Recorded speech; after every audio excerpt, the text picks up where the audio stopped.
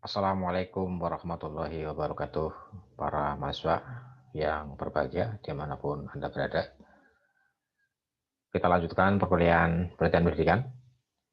Ini merupakan pertemuan terakhir ya, karena minggu depan sudah ujian akhir. Saya mohon maaf minggu kemarin ada gangguan sinyal di tempat saya, jadi pagi harinya itu masih lancar-lancar saja gitu ya. Itu menjelang siang ada gangguan ya, biarpet itu ya. Ya, sore juga begitu ya. Jadi ya ini kendala teknis ya. Ya baiklah, pada pertemuan kali ini kita melanjutkan dengan tema penelitian tentang kurikulum dan pembelajaran. Nah, jadi penelitian pendidikan ini tidak terbatas pada penelitian di dalam kelas ya, atau pembelajaran di dalam kelas ya, tapi juga bisa di luar itu ya, tidak hanya pembelajaran di dalam kelas ya, tapi sebenarnya penelitian pendidikan ini cukup luas ya. Nah, bisa penelitian terkait dengan kurikulum bisa juga ya, dan juga pembelajaran itu sendiri bisa ya. Nah, ini ya, jadi penelitian pendidikan tidak, sekali lagi, tidak hanya terpancang pada pembelajaran di kelas ya. Jadi Anda bisa, kalau mengambil tema skripsi ya bisa mengambil tema-tema penelitian pendidikan di luar kelas ya. Tidak harus di dalam kelas gitu, atau tidak harus di dalam sekolah ya. Bisa juga di luar sekolah ya. Nah, jadi ruang lingkup penelitian pendidikan ini sebenarnya cukup luas ya. Nah, di samping yang sudah kita bicarakan kemarin ya, yang seputar penelitian pendidikan dalam konteks pembelajaran di dalam kelas ya. Nah, penelitian pendidikan itu bisa mencakup tiga komponen ya, misalnya ya, ini tentang tujuan pendidikan ya. Dia juga bisa menjadi bahan penelitian, menjadi tema penelitian ya, menjadi topik penelitian ya. Tentang tujuan pendidikan sejarah misalnya di dalam kurikulum 2013 itu bisa menjadi bahan penelitian ya. Nah, maksudnya ranah apa saja yang uh, terkandung di dalam tujuan pelajaran sejarah, pendidikan sejarah ya, di dalam kurikulum 13 misalnya tingkat SMP apa SMA gitu ya. Nah, ini bisa menjadi bahan penelitian ya. Jadi semacam kajian tentang analisis tujuan pendidikan sejarah dalam kurikulum 2013 mata pelajaran sejarah misalnya ya, untuk tingkat SMP apa SMA ya, ditinjau dari ranah-ranah pendidikan misalnya. Ini pakai ranah pendidikannya belum misalnya ya, atau ranah tiga pendidikan itu ya, kognitif, afektif, dan psikomotorik ya.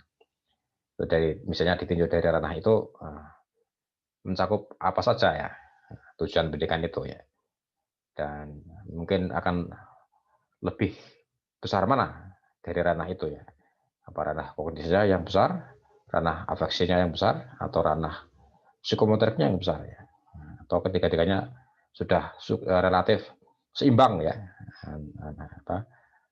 tujuan pendidikannya sudah mencakup semua dan seimbang misalnya. Itu bisa jadi sebuah topik penelitian sendiri ya. Bisa juga interaksi pendidikan ya, ini ya.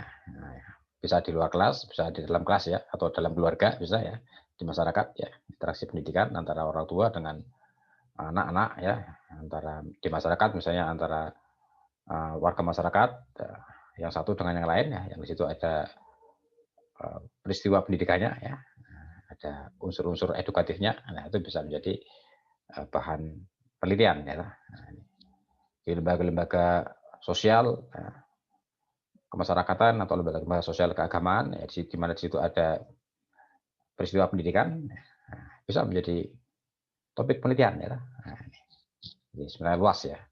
Dan juga lingkungan pendidikan ya ini. Nah, jadi tiga lingkungan pendidikan itu ya, antara sekolah, keluarga, dan masyarakat. Nah, jadi tidak hanya terpancang di lingkungan sekolah saja ya. Bisa juga penelitian pendidikan di luar sekolah ya. Bisa di keluarga, bisa di masyarakat. Nah, ini. Nah, kalau sekarang misalnya di masa pandemi ini, bagaimana interaksi pendidikan di lingkungan keluarga ya, antara orang tua dengan anak-anak ya misalnya ya.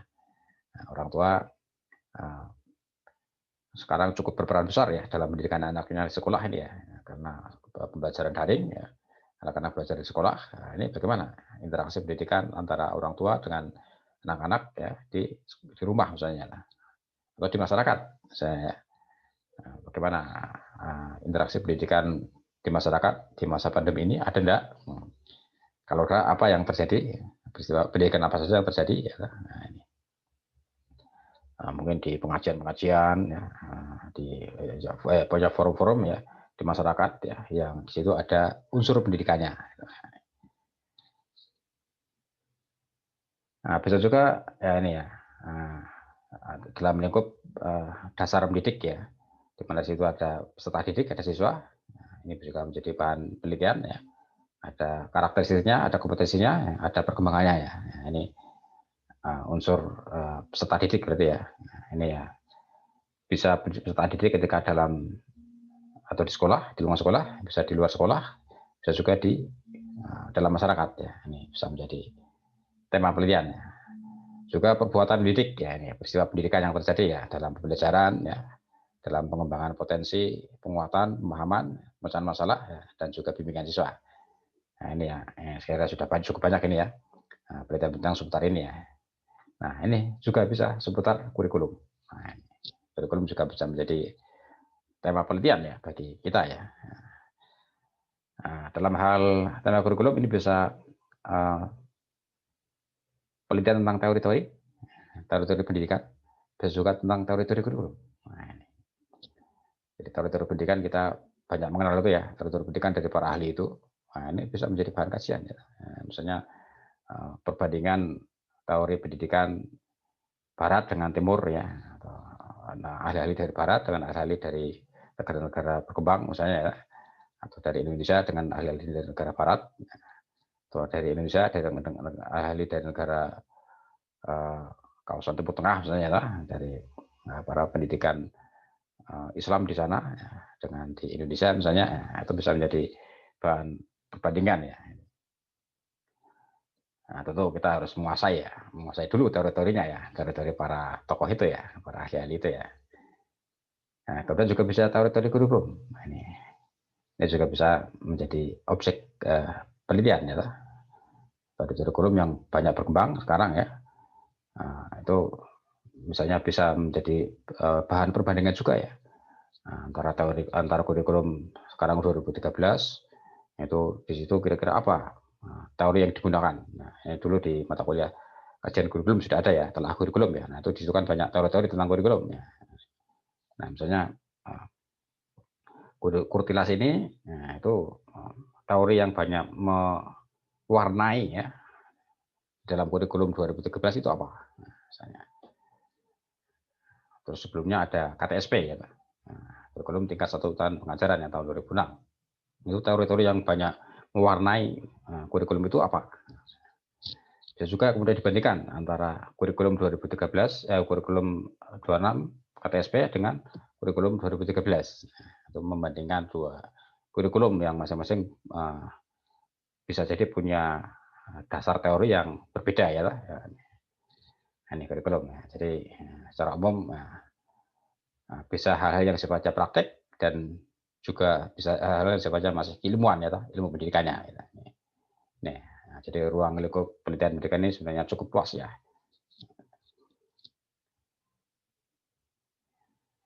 Nah, ini tadi ya menyangkut tujuan ya, tujuan-tujuan pendidikan. Ya, ini bisa menyangkut masalah siswa sendiri ya, atau masyarakat ya, bisa juga faktor dunia kerja ya, atau juga ketiga-tiganya. Ya. Nah, misalnya dari sisi siswa ya, siswa punya persepsi sendiri tentang tujuan pendidikan ya, dia punya aspirasi sendiri terhadap tujuan pendidikan ya, misalnya. Masyarakat juga begitu, masyarakat punya aspirasi sendiri ya, masyarakat memaknai sendiri tentang tujuan pendidikan. Nah, terus dunia kerja juga begitu ya. Dunia kerja punya aspirasi tersendiri terhadap pendidikan ya. Yang seperti apa ya. Ini bisa menjadi objek penelitian ya, bisa menjadi bahan penelitian. Nah, ini yang interaksi pendidikan ya bisa pengembangan segi kepribadian, berarti ini karakter ya, pendidikan karakter. Ya. Ini misalnya disertasi saya ini ya, ini juga tentang pendidikan karakter ya, pendidikan karakter dalam pembelajaran sejarah ya. Ya, banyak ya penelitian pendidikan karakter ya. Kemarin Anda juga ada beberapa yang meneliti tentang pendidikan karakter ya. Pendidikan karakter dalam kegiatan pramuka, ya. Pendidikan karakter dalam kegiatan ekstrakurikuler seni, apa misalnya itu ya. Ini bisa. Nah, tentu sesuai dengan bidang kita ya, yang kita bisa menjangkau secara kompetensi ya. Kemudian pengembangan kemampuan kemasyarakatan ini berarti di luar sekolah ya. Interaksi pendidikan yang terjadi di lingkungan pendidikan masyarakat. Unsur-unsur apa yang ada dalam peristiwa di masyarakat yang di situ mengandung pendidikan. Nah, itu bisa menjadi bahan kajian ya. Misalnya kegiatan-kegiatan di sekitar masyarakat yang di situ ada unsur pendidikannya ya. Kegiatan-kegiatan pemuda ya, yang di situ ada unsur pendidikannya. Itu bisa menjadi topik penelitian ya. Kemudian juga pengembangan kemampuan melanjutkan studi ya. Ini jadi bimbingan karir ini ya. Ini di sekolah-sekolah ya, itu juga bisa menjadi bahan penelitian pendidikan ya. Nah, di sekolah ada program-program bimbingan karir ya. Salah satunya mengarahkan agar Pak siswa bagaimana nanti setelah lulus akan melanjutkan studi bagaimana aspirasi mereka ya, bagaimana mereka menghadapi berbagai kepentingan yang juga tidak bisa dihindari ya, misalnya perbedaan aspirasi antara anak dengan orang tua ya tentang kelanjutan studi misalnya ya, kelanjutan pendidikan anaknya ya. Nah, itu juga bisa ya. Nah, nanti pada akhirnya keputusan bagaimana pengambilan keputusan, misalnya ada perbedaan aspirasi antara orang tua dengan anak ya dalam hal kelanjutan pendidikan. Nah, anaknya inginnya kuliah di perguruan tinggi umum, misalnya. Orang tuanya menginginkan anaknya melanjutkan studi di pendidikan vokasi misalnya, menerjuni dunia vokasi ya misalnya aneh. Nah, ini berarti perkembangan kemampuan untuk melanjutkan studi ya. Kemudian pengembangan kecakapan dan kesiapan untuk bekerja. Ini skill berarti ya. Pengembangan skill ya, life skill ya. Kecakapan hidup ya. Ini bagaimana? Ini juga bisa menjadi bahan penelitian ya. Pengembangan life skill ya. Bisa di sekolah ya, bisa di luar sekolah ya. Jadi unsur-unsur atau aspek-aspek atau muatan-muatan life skill ya. Yang terkandung di dalam proses pendidikan ya. Sejarah misalnya, ada enggak unsur-unsur atau muatan-muatan pendidikan life skill ya dalam pembelajaran sejarah, ada enggak? Kalau ada apa saja, nah, itu bisa menarik ya menjadi bahan penelitian ya. Nah, kemudian lingkungan pendidikan ya tadi ini ya, ada sekolah, ada masyarakat, ada keluarga ya, ada lingkungan fisik ya, nah, lingkungan sekitar ya, lingkungan alam berarti ini ya. Kemudian ada kebudayaan ya, ada pemikiran-pemikiran pendidikan ya, dari tokoh-tokoh, ini juga bisa menjadi bahan penelitian, kajian penelitian ya. Nah, dari tokoh-tokoh klasik ya sampai modern ya, itu bisa menjadi bahan penelitian ya. Nah, bisa membandingkan dua pemikir pendidikan, ya, ahli-ahli pendidikan, ya, atau bisa menganalisis satu saja ya. Misalnya kalau pemikir di Indonesia ada Ki Hajar Dewantoro, bagaimana pemikiran pendidikan Ki Hajar Dewantoro, nah, itu bisa menjadi bahan penelitian ya. Kemudian bagaimana pemikiran pendidikan dari Syafi'i, Muhammad Syafi'i di Sumatera Barat ya, dengan sekolahnya ya di ENS Kayu Taman, ya. Kayu Tanam ya. Nah, itu pemikiran pendidikan yang bisa menjadi bahan penelitian ya. Atau bisa membandingkan antara pemikiran pendidikan Ki Hajar Dewantoro dengan pemikiran pendidikan Muhammad Syafi'i. Ya, bisa dibandingkan. Juga keagamaan menurut saya. Jadi pendidikan keagamaan juga menjadi bahan penelitian ya. Tapi kalau tentu kita jauh ya, karena kita sejarah ya. Ya, kompetensi atau bekal yang kita miliki selama studi ya mungkin tidak sampai menjago ke sana ya. Kemudian nilai-nilai, penelitian tentang nilai-nilai. Ini juga bisa ya. Jadi nilai-nilai yang terkandung dalam setiap proses pendidikan. Apa sih yang di sana diajarkan nilai-nilainya ya. Nah, kalau sejarah ini penting, banyak ya. Sejarah itu wah kaya sekali akan nilai-nilai. Nilai-nilai yang terkandung dalam pembelajaran sejarah kuno misalnya. Ya. Nilai-nilai dalam yang terkandung dalam pembelajaran sejarah Indonesia baru, Indonesia modern, ya, itu apa saja misalnya. bisa menjadi bahan penelitian. Nah, ini tadi yang aspek teoritis ya bisa nih ya, dari sisi filosofisnya misalnya ya, kajian filosofis tentang pendidikan, filsafat pendidikan itu bisa menjadi bahan penelitian. Ada filsafat empirisme, ada rasionalisme ya, itu macam-macam. Nah, itu bisa menjadi bahan penelitian. Bisa misalnya bagaimana implementasi filsafat pendidikan tertentu ya dalam pembelajaran. Filsafat pendidikan perennialisme. Nah, jadi nilai-nilai yang di masa lalu yang kemudian ingin dikembangkan lagi, ingin dibangkitkan lagi saat ini ya, melalui filsafat perennialisme. Nah, itu bagaimana implementasinya dalam pembelajaran. Nah, ini misalnya. Atau konsep-konsep tentang pendidikan. Nah, ini banyak ya konsep-konsep tentang pendidikan ya. Nah, ini juga bisa menjadi bahan kajian gitu. Nah, jadi rumusan-rumusan yang lebih lebih spesifik ya, lebih khusus ya tentang pendidikan ini. Konsep pendidikannya Ki Hajar Dewantara juga ada punya konsep pendidikan sendiri ya. Pendidikan Wiyatagriya misalnya, konsep pendidikan Wiyatagriyanya Ki Hajar Dewantara ya, yang menyatukan antara suasana pendidikan dengan suasana keluarga. Nah, ini bagaimana ya, konsepnya ya. Konsep pendidikan di pesantren bagaimana misalnya ini ya. Konsep pendidikan di INS Kayu Tanam tadi ya, punya Syafi'i, Muhammad Syafi'i, ya, itu juga bisa ya. Nah, jadi ini hanya secara khusus mengkaji tentang konsep pendidikan ya. Jadi lebih mengerucut lagi ini, lebih sempit lagi ya. Kemudian juga pendidikan dalam pengertian yang praktis ya, ini ya. Ini juga bisa menjadi topik penelitian ya. Misalnya pendidikan berdasarkan lingkungan dan ruang usia. Pendidikan kelompok usia, kalau kita lebih banyak berkonsentrasi di kelompok usia pendidikan SMP dan SMA ya, atau perguruan tinggi bolehlah, bisa ya. Nah, kita bisa menjangkau di kompetensi itu ya. Kalau SD juga bisa ya, tapi untuk tema-tema yang kita memiliki kompetensi di situ ya, atau PAUD ya bisa juga ya. Tapi ya perlu kita pikirkan juga ya, apakah kita punya bekal kompetensi untuk meneliti penelitian pendidikan di PAUD, di SD misalnya ya. Ada enggak sementara ini kita ya. Nah, tentu biasanya itu bisa menjadi bidang dari para mahasiswa PGSD ya, dan PG PAUD ya itu. Terus berdasarkan jenjangnya ya, jenjang dari pendidikan dasar sampai tinggi ya, ini bisa ya.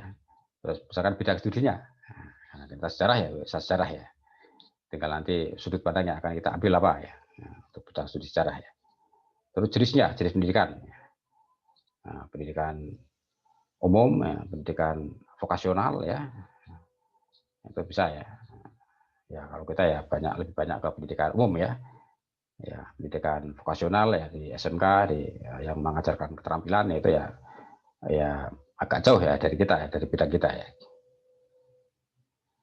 Nah, ini juga tadi ya, teori kurikulum ini juga bisa menjadi bidang penelitian ya, tentang desain kurikulum, tentang teori-teori pembelajaran, bisa teori-teori belajar, teori-teori evaluasi ya, ini kurikulum secara teoris ya. Nah, ini bisa